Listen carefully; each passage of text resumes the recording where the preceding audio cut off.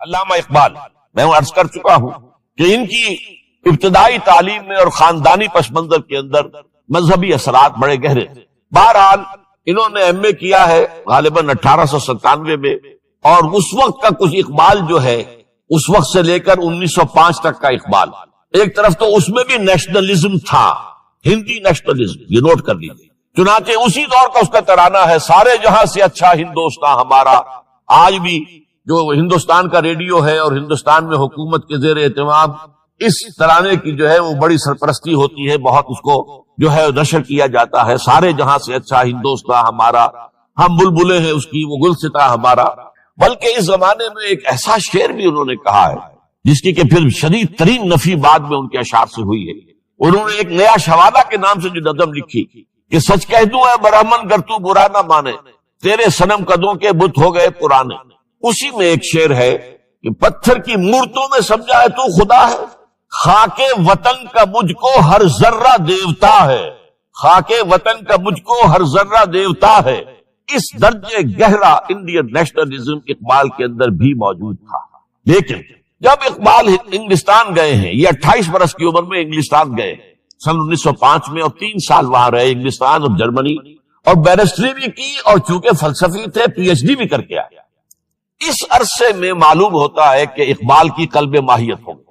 یہ میرا ایک تجربہ ہے، بڑا پرانا ہے، میرا مشاہدہ تھا۔ 1970 میں پہلی مرتبہ میں انگلستان گیا تھا، میرے چھوٹے بھائی وہاں زیر تعلیم تھے، انہوں نے بلایا تھا۔ وہاں میں نے دیکھا کہ یونیورسٹیوں میں پڑھنے والے ایک P H D, 2 P H D کرتے ہوئے لوگ بیٹھتے ہیں، جمعے کے روز قرآن پڑھتے ہیں، درس قرآن ہوتا ہے، اور وہ ایک دوسرے سے قرآن پڑھ کے سنتے بھی ہیں تاکہ جو تجوید کی غلطیاں ہوں ان کی تصحیح ہو سکے۔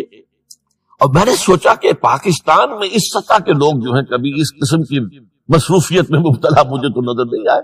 تو اس کا مجھے ایک اصل میں تجزیہ میرا یہ تھا کہ جن لوگوں کی بنیادی تربیت میں اور خاندانی اثرات میں مذہب کا ایلیمنٹ موجود ہوتا ہے، چاہے وہ ہندوستان میں رہتے ہوئے وہ زیادہ ظاہر نہ ہو، نمایاں نہ ہو، اس کے آثار سامنے نہ آئے، لیکن جب وہ ایک مخالف ماحول میں پہنچتے ہیں، اس مخالف ماحول میں ان کے اندر کا وہ چنگاری ان کی جو ہے وہ شعلہ بن کر بھڑکتی ہے۔ چنانچہ یہ معاملہ میں نے پھر بعد میں امریکہ میں بھی دیکھا، ہر جگہ دیکھا ہے کہ وہاں 2 نتیجے ہوتے ہیں، یا تو یہ کہ ایک آدمی ڈاؤن دی ڈرین گیا تو وہاں کی تہذیب میں رگا گیا شراب اور یہ اور وہ اور رقص اور سب یہ ساری چیزیں آ گئی، اور یا پھر جو بچ گیا جس کے اندر دین کا کوئی حمیت کا شائبہ تھا وہ پھر بھڑکتا ہے، پھر وہ ایکٹیوسٹ ہوتے ہیں، وہ کام کرتے ہیں۔ لہذا یہ معاملہ جو ہے علامہ اقبال کے ساتھ پیش آیا، اور خود انہوں نے کہا بھی ہے مسلمان کو مسلمان کر دیا طوفان مغرب نے۔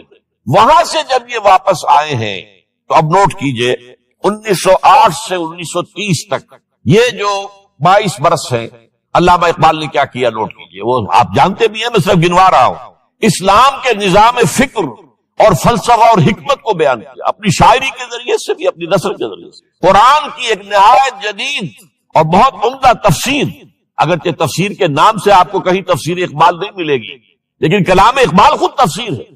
وہ دعویٰ کرتا ہے کہ میرے پیغام میں سوائے قرآن کے کچھ نہیں ہے۔ گر دلم آئی نئے بے جوہر است، ورب حرفم غیر قرآن مزمر است، پردہ ناموس سے فکرم چاک کن، ای خیابہ راز خارم پاک کن۔ یہ مناجات بحضور سرور کائنات صلی اللہ علیہ وسلم، وہ کہتے ہیں کہ اے اللہ کے نبی، اللہ کے رسول، اگر میرے پیغام میں کہیں قرآن کے سوا کوئی شے شامل ہو گئی ہے میری شاعری میں تو آپ میرے فکر کا پردہ چاک کر روز محشر خار و رسوا کن مرا، اور قیامت کے دن مجھے ذلیل اور خار کیجیے گا، اور بے نصیب از بوسہ پاک کن مرا، اور مجھے اپنی قدم بوسی سے محروم کر دیا۔ یہ بات کہہ رہا ہے، اس کا دعویٰ ہے، اس نے جو کچھ کہا قرآن سے کہا۔ اس کی شاعری جو ہے میرے نزدیک، اور میں نے تو اپنی جو سورسز گنوائی ہیں کہ میں نے جو قرآن مجید کا فکر یا سوچ جو بھی آپ اسے کہیں، جو تھوڑا بہت مجھے میسر ہوا ہے، ان میں نے 8 اشخاص کو نمایاں طور پر بیان کیا ہے۔ 4 یہ ہیں 2 کے جوڑے، 2 ابوین ہیں، ابو الکلام ابو العلا مودودی، ابو الکلام آزاد۔ 2 دکترین ہیں، ڈاکٹر اقبال، ڈاکٹر رفیع الدین۔ 2 شیخین ہیں، شیخ الہند مولانا محمود حسن، جن کا ترجمہ ہے قرآن مجید کا، اور اس پر حواشی ہے شیخ الاسلام شبیر احمد عثمانی۔ 2 ہی عین مولانا فراہی اور مولانا اصلاحی، جنہوں نے قرآن مجید کے مضامین کے اندر جو اندرونی نظم ہے اسے واضح کیا۔ علامہ اقبال میری ایک بہت بڑی سورس، بلکہ سب سے زیادہ گہرا اثر مجھ پر جو ہے بچپن سے جو ہوا ہے وہ تو علامہ اقبال کا ہے۔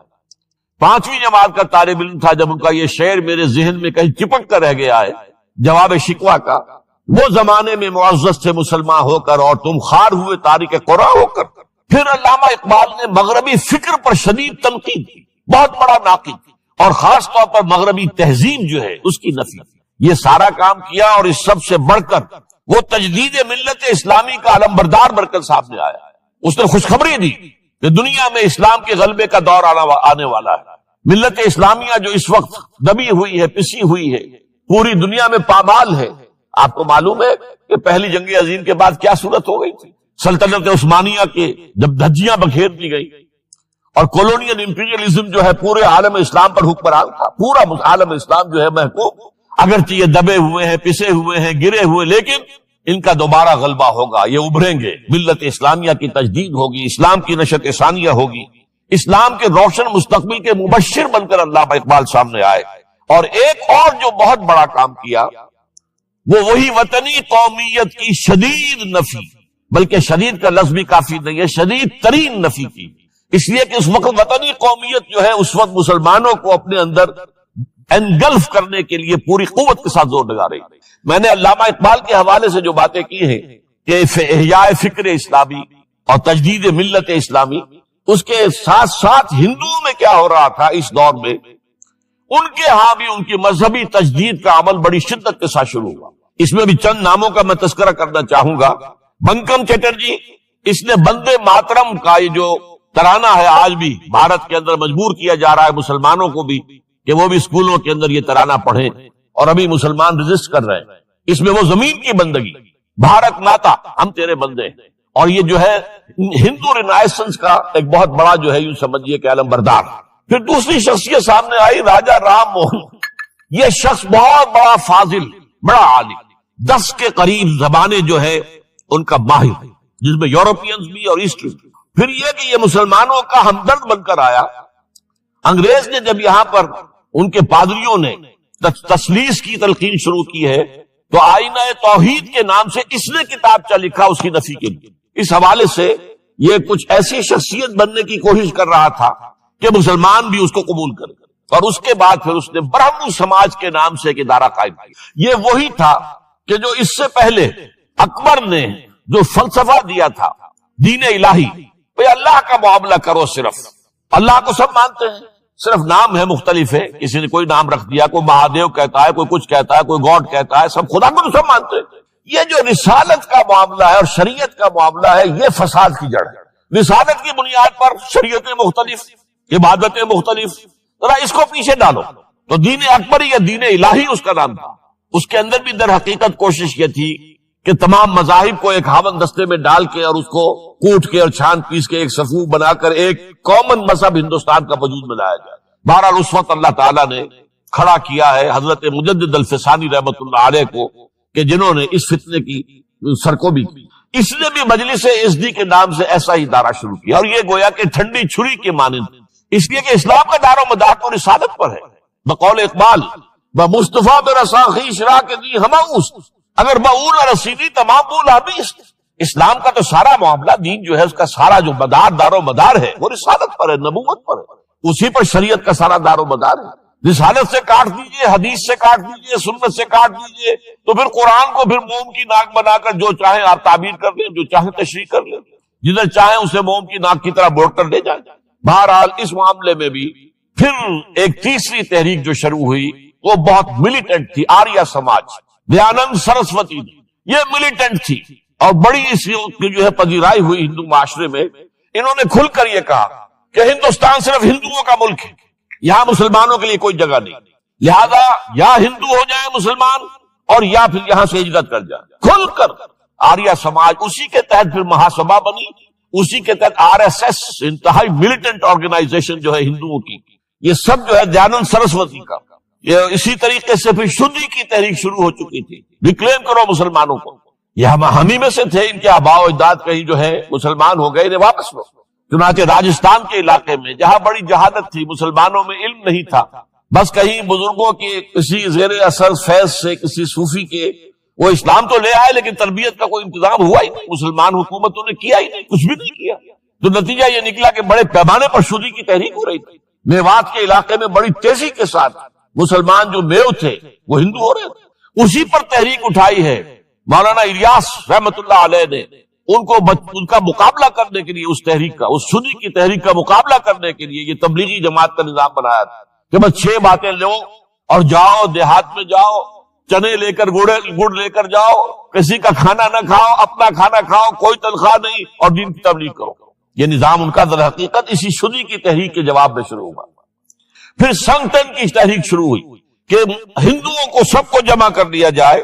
اب اس اعتبار سے ذرا نوٹ کیجئے، علامہ اقبال نے جو نفی پھر وطنیت کی ہے، اتفاق سے یہاں یہ اشعار لکھے ہوئے ہیں: اس دور میں اور ہے، جام اور ہے، جم اور، ساقی نے بنا کی روش لطف و ستم اور، تہذیب کے آزر نے ترشوائے صنم اور، مسلم نے بھی تعمیر کیا اپنا حرم اور، ان تازہ خداؤں میں بڑا سب سے وطن ہے، جو پیرہن اس کا ہے وہ مذہب کا کفن.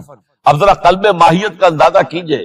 وہی شخص جو کہہ رہا تھا کہ خاک وطن کا مجھ کو ہر ذرہ دیوتا ہے، وہ آج اس وطن کو ایک سب سے بڑا بت قرار دے کر اور اس کا قلع قمع کرنے کے لیے کس قدر زوردار الفاظ جو ہے. اور یہی دوسری طرف یہ بت کہ تراشیدہ تہذیب نوی ہے. یہ جو نیشن سٹیٹ کا تصور ہے یہ 18ویں صدی سے یورپ میں شروع ہوا. نیشن سٹیٹ، ایک ملک میں رہنے والے سب شہری ہیں، برابر ہیں، اور ان کے اندر مذہب کا اختلاف ہو یہ اس کا کوئی حیثیت نہیں. مذہب تو پرائیویٹ معاملہ ہے، ہاں جو سرکاری سطح پر ہوگا معاملہ، اجتماعی معاملات جو ہے وہ کسی مذہب سے طے نہیں ہوں گے. یہ نیشن سٹیٹ کا تصور. یہ بت کہ تراشیدہ تہذیب نوی ہے، غارت گرے کاشانہ دین نبوی ہے، بازو تیرا توحید کی قوت سے قوی ہے، اسلام تیرا دیس ہے تو مصطفی ہے، نہ زارہ دیری نہ زمانے کو دکھا دے، اے مصطفی خاک میں اس بت کو ملا.